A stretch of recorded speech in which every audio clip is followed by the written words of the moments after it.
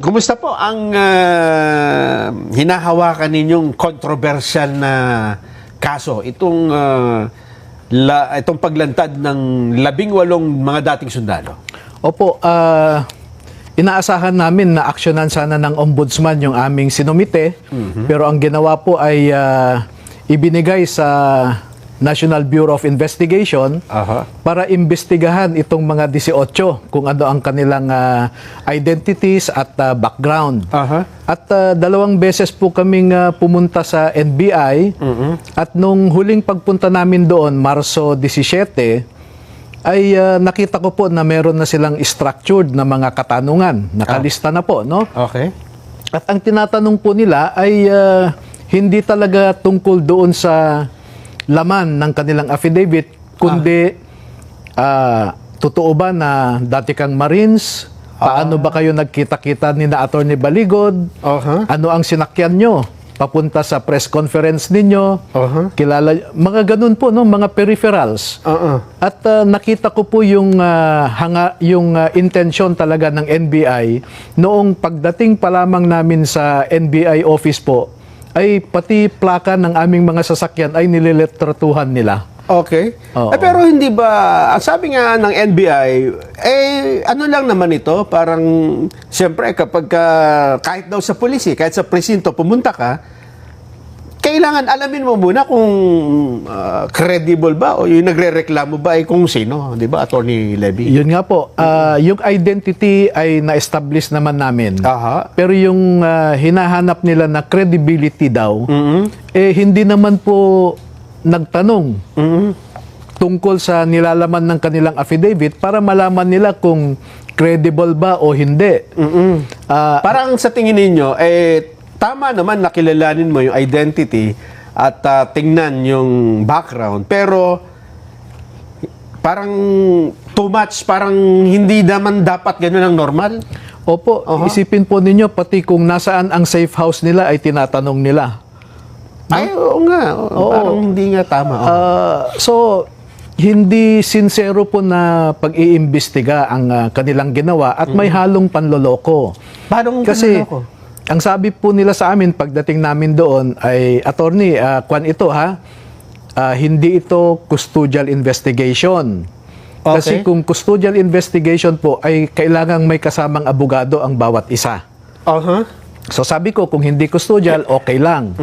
Pero nagbigay ng payo yung director nila. Ang sabi, si Attorney Baligod, dapat kumuha rin siya ng sarili niyang abogado dahil iniimbestigahan din siya. Ang sabi niya. So, hindi po nagtutugma. At custodial investigation na yung nangyayari talaga. Pero alam nyo, Kuya Nelson, merong nung natapos na ang tanungan, ipinakita sa akin nung mga investigador yung natapos nila na dokumento, no? Yung question and answer. At nagrereklamo sa akin si Benny Bolante, for example. Ang sabi niya, Sir, hindi naman nila ako tinanong kung ano yung nalalaman ko tungkol sa pag-deliver ng mga maleta. Tapos nung binuluntaryo ko na sabihin sa kanila, hindi nila sinali sa aking affidavit. So, ang tinanong ko yung 2 investigador. Ang sabi po nila sa akin, Sir, hindi na namin sinali dyan dahil nandun naman nasa pinagsamang sinumpaang salaysay nila. So, yun po ang explanation. Kaya po nung ibinibigay sa akin yung iba, wala hong laman yung mga mga tanong. Hindi naman tungkol... hindi tungkol doon sa sinasabi. Kaya ang sabi po ng mga investigador, sige sir, pwede bang ituloy natin ito?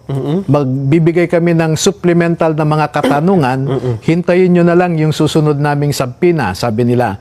Kaya hindi po totoo yung sinasabi ni NBI Director na ayaw daw pumirma ang ilan sa mga former soldiers ng kanilang affidavit. Hindi pa ho tapos Ayun, kaya hindi pa pinipirmahan. Opo. Teka muna, nung una kayong pumunta doon ay 16, di ba? Opo. Tapos, nung bumalik kayo ay 16 pa rin ba? O 18 na po. na kompleto. nabuo na uli. Kasi yung una po namin, nanganak po kasi yung isa, yung asawa nung isa. At sinamahan din nung isa para may kasama po na bumiyahe. Pero nung pangalawang imbitasyon ay kompleto na po. Kasi nung una po kayong lumantad, February 25, 24? 24. 24, opo.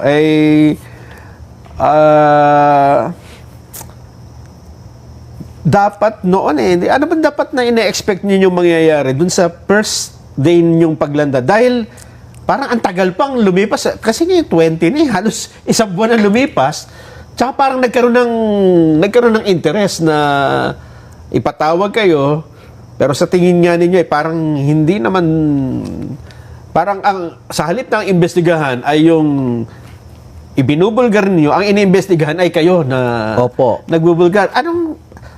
Bakit kaya ganun katagal bago? Yan po ang isang rason at pagpapatunay na tama ang aming naging desisyon na ibahagi muna namin sa kababayan natin noong February 24 yung nilalaman ng kanilang affidavit. Dahil kung diniretso na po namin sa ombudsman, pwede ho kaming makover doon sa confidentiality nature ng proceeding sa ombudsman at mamamatay na doon. Hindi nyo na mailalanta. Opo, hindi na mapapag-usapan po yan. Kaya minarapat po namin na ipaalam sa ating mga kababayan para lahat tayo ay tutukan at bantayan kung ano ang dapat gawin ng ombudsman. Pero kasi noong kayo ay lumantad, ang sabi nga nila, naku po, tiniming pa na EDSA Revolution Anniversary. Naku, sigurado destabilization yan.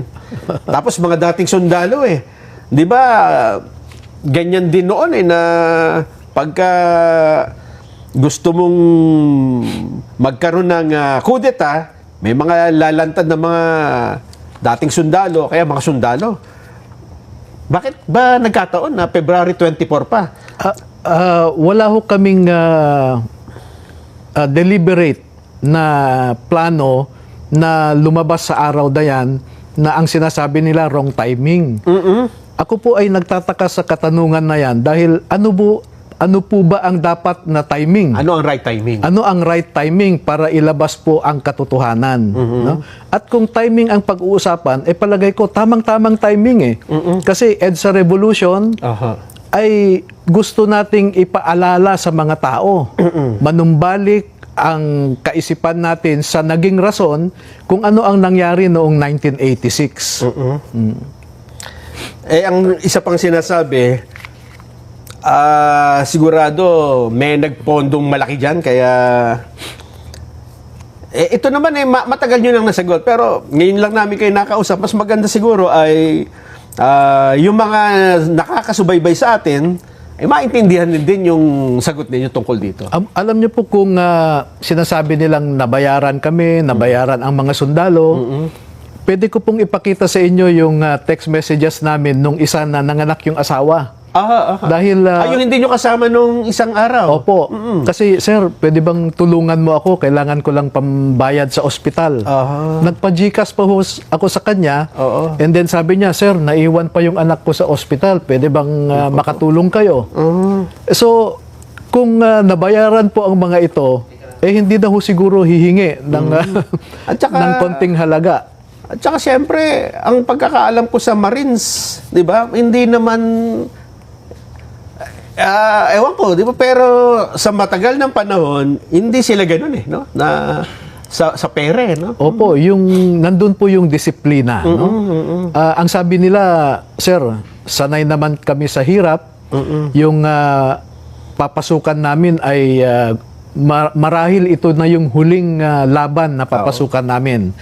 Dahil gusto naming magpakasundalo para sa ating bayan. Yun po ang talagang rason nila Dito nung lumitaw kayo, attorney, kasama yung 18, ito yung unang kopya niyan Pero ang gamitin na natin itong may notaryo ito, hindi ba? Opo. Pero bago yon, nagtataka nga rin ako bakit parang kay Gutesa din, na ang unang tinanong ay yung abogadong nagnotaryo. Tapos nung nakita nila na tama naman ang notaryo, at pinatotohanan ng lawyer, yung witness mismo sa notaryo. Nagtatawanan nga kami dito ni Jan. Sabi ko, ngayon lang ako nakakita ng gano'n. Kasi sa tinagal-tagal naming reporter na nagko-cover ng mga kaso sa DOJ, wala pa kaming na-encounter na yung notaryo ang iniimbestigahan eh. Kaya po, doon natin makikita yung totoong pag-iisip ng nasa gobyerno ngayon, no? Pinagtatakpan nila itong malaking pagnanakaw na naganap po sa administrasyon na ito. Kaya nga po, lumapit nga kami sa simbahan sa mga religious, no? Dahil nakita po namin na itong ating gobyerno ay hindi na it is no longer serving the interest of the people. Makikita po nyo yung executive branch, no? Napakarami po involved sila sa pagnanakaw. Yung iba't ibang departamento, katulad ng example ko, yung sa Department of Agriculture, noong 2024 po ay 8 billion pesos ang kanilang disallowance. No? Pag pumunta ka naman sa Kongreso, lahat po sila involved din sa, halos lahat, hindi, halos lahat ay involved din sa pagnanakaw. Pero itong mga ilan sa mga nabanggit na pangalan dito, halimbawa, itong pinakabago si Agriculture Secretary Chu Laurel ay nag-file ng cyber libel. Noong mga nauna, si De Lima, sino pa ba?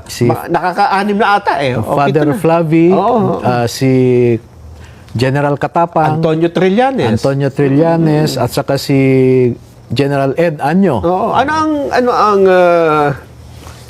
Kasi noong nangyari yan, ang sabi namin dito ay, teka, mukhang mauna pang makulong itong mga dating sundalo kaysa dun sa sinasabi nilang nagtakas ng mali-maletang pera. Yun nga po, again, no? Ganyan po yung attitude ng ating gobyerno. Pagka ang mga tao ay nagbabanggit o nagkikriticize sa gobyerno, sila po ang nakakasuhan. Pero sabi namin, itong mga cyber libel na ito ay sasagutin naman po namin. Pero sana yung mga akusasyon namin ay sagutin din nila. Wag nila kaming takutin, wag nila kaming iharas kasi halimbawa po, pinupuntahan ang mga bahay ng mga 18 na ito. Hinahanap sila, may nagpapakita na pulis kami, nasaan si ganito. Ganon. Opo.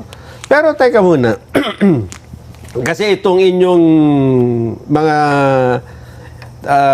itong printed na affidavit na ito, di ba itong 18 na joint affidavit, ang gusto dito mangyari ni Ombudsman Remulla ay dapat titigisa, hiwa-hiwalay. Ginawa na po ba ito? Pag titingnan nun po yung affidavit, kasi kine-question niya, imposible naman na itong 18 laging magkakasama. Pero palagay ko hindi niya nabasa yung affidavit. Hindi niya nabasa. Kasi yung pinagsamang sinumpaang salaysay, makikita po dyan na yung naunang pagpapahayag ay common sa kanila, ang kanilang alegasyon. Pero pagdating po sa mga delivery sa ating mga mambabatas, katulad halimbawa ng isang senador dyan, ay binanggit naman po kami, si Tube, Voluntate. May pangalan. po. Kung sino yung involved sa isang particular na sitwasyon. Opo, oo.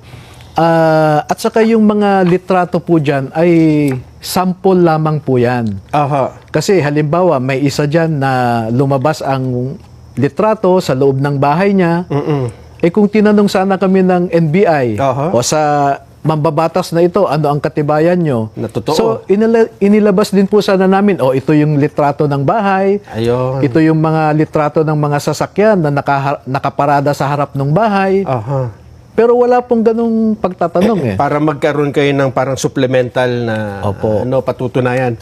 Pero ito po, dahil aminado naman itong mga dating sundalo na nung dinideliver nila ito, hindi na naman nila alam kung saan galing Ang ibig sabihin na hindi naman nila alam na ito'y galing sa flood control, Opo. o kung anumang project.